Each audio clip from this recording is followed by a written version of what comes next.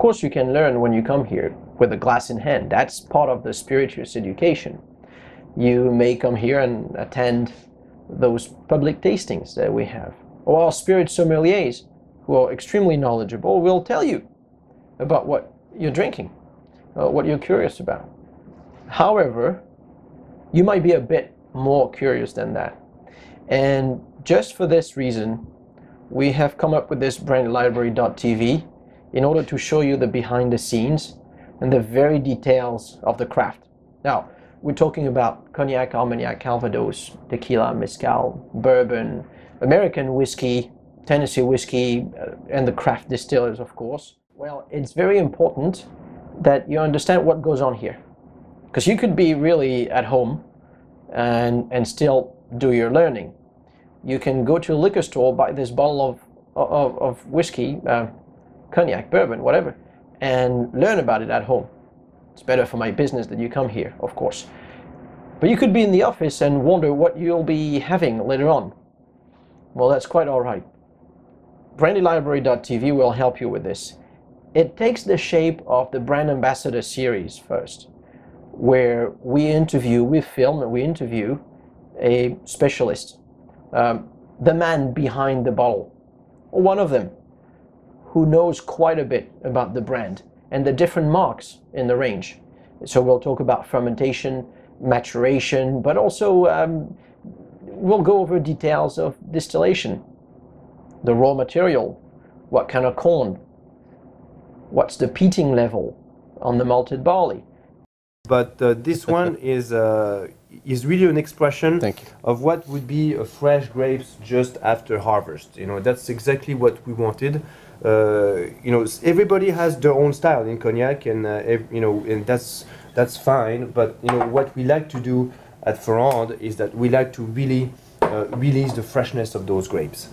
But you'll notice right away just the color on this triple wood. Quite different. Yes. Quite deeper.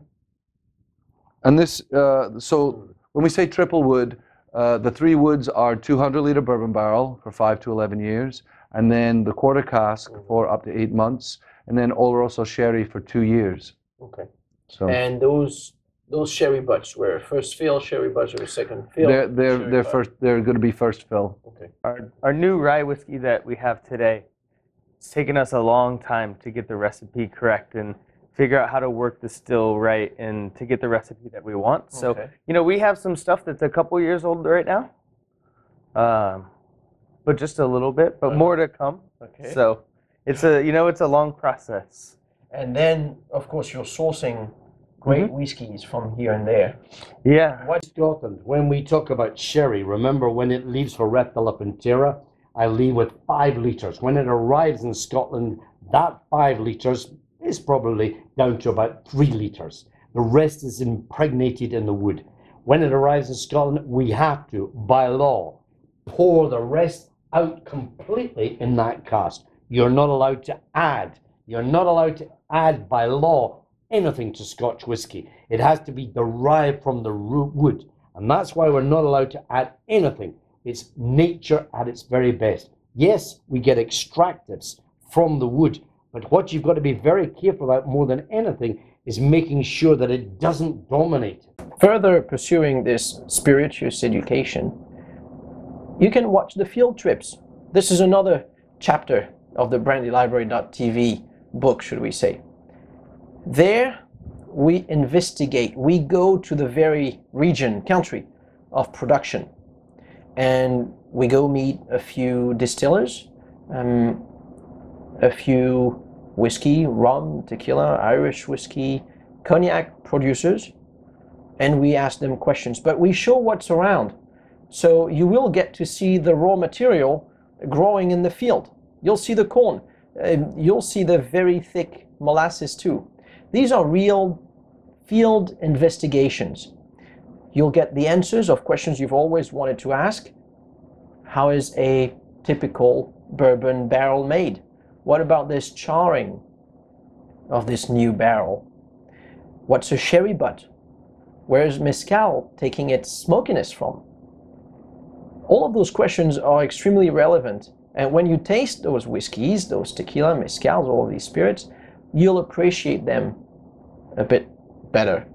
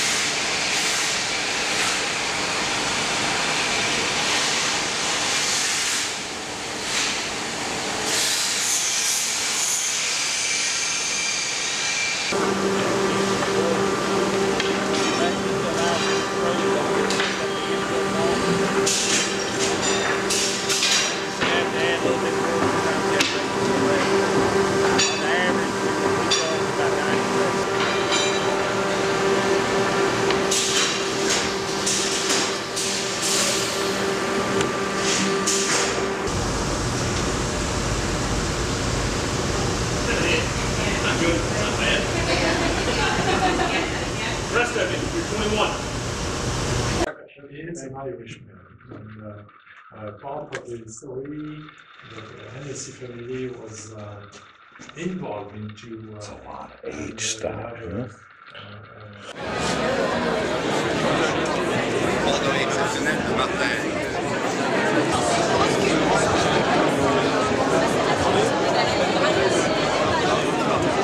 I have migrated to Applejack. This is from Tom's Foolery in room 320. Would you show us the bowl? Chagrin Falls, Ohio. This is an Applejack. This is a traditional American apple brandy, Applejack. There is a long history of the production of apples into a distilled spirit, brandy, in America, going way on back to the early days of really before the American Republic and so on.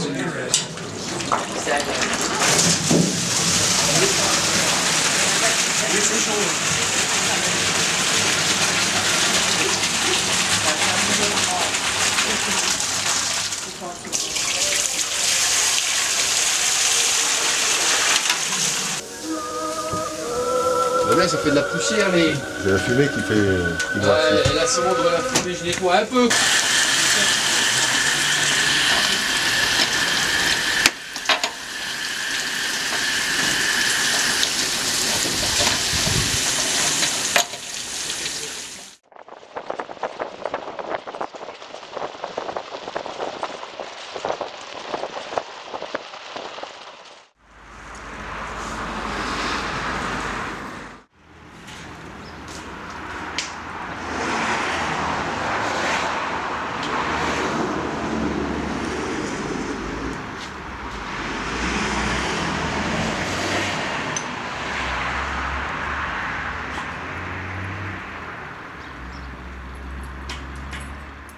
Estamos cambiando la olla. Poner uno de 300 litros y sacar el de 200. ¿Y por qué ese no funciona más? No. Es que la cosa va más lo grande. Entonces queremos otra olla más grande. Ah. Así es.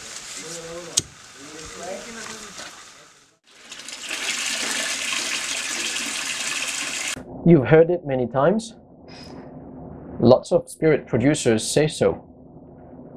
About 70 to 80% of the overall character of a spirit, whether it's rum, cognac, armagnac, bourbon, rye whiskey, comes from the wood. It comes from the maturation. So in this other chapter of the BrandyLibrary.tv that we call In the Cellar With, we go directly to these producers' cellars and we interview them and we ask them to reveal their secrets. Some of them will swear by dry conditions in the cellar, in the warehouse, for the maturation of their, say, cognac or armagnac. Others will tell you that humid conditions are the best. It develops rounder, softer styles. Well, this can be applied to whiskey and other spirits. It's important because they'll tell you about the toasting levels, about the charring, and the chemical reactions that happen during maturation. Altogether, maturation can make or ruin a spirit. But it's not just waiting 12, 15, 18, 20 years in the cellar. There's a bit of a raising. You're literally growing the spirit in the barrel. Exchanges with air, chemical reactions, extraction, subtractive activities take place. Because you're drinking this 12-year-old Scotch and its older sibling is 18, doesn't mean the only difference is 6 years extra on the aging. Many other elements may preside over the decision into further aging. The same barrels are not used. Some are first fill, some are second fill, some are third fill, some are sherry butt, other are ex-Tennessee whiskey barrels. And for cognac, only a certain percentage of new barrels may be used. Some are using those fresh new barrels that are toasted, medium toasted, heavily toasted, from Tronchet, from the Limousin, rough grain, tight grain. Some of them will spend 25% or 15% only in brand new barrels, and the other are in used and overused barrels. There are secrets to the craft, and hopefully, as you work on that online degree of spirituous education, you will realize that this chapter of In the Cellar With is quite important. À l'exception du Napoléon, qui n'a que 25% de fût neuf pour chercher ce côté floral et ce côté fin, léger, élégant, à l'exception des lots qu'on réserve au Napoléon où on met que 25% de fût neuf, le reste on met 33% de fût neuf. Voilà. Et c'est ce que je considère comme l'équilibre. C'est-à-dire que le fût neuf va nous amener deux choses. Il va nous amener la couleur, et il va amener le tanin. Et moi, je ne souhaite pas que le tanin passe par-dessus les arômes. Que les gens savent dans la région ce qu'on fait et nous apportent très souvent, pas tous les jours mais presque, des échantillons spontanément de choses qui proviennent d'héritage de leur père, de leur grand-père, de leur oncle parfois. Enfin, il y a des histoires vraiment très curieuses, quoi. Voilà. Et moi j'adore ces cognacs qui viennent de particuliers, d'héritage, de succession. Parce que quand on les achète, je dis toujours, c'est comme acheter une vieille maison. Voilà. Quand on est devant les barriques et qu'on discute de l'origine, le prix est évidemment important pour eux, mais c'est pas ça le plus important. Et moi, ça c'est ce que j'aime, quoi. C'est ce côté vraiment passionnant du métier, c'est quand on rentre dans des histoires humaines, et derrière chacune de ces barriques, il y a une histoire humaine, quoi. Et je la connais pour toutes ces barriques. Voilà.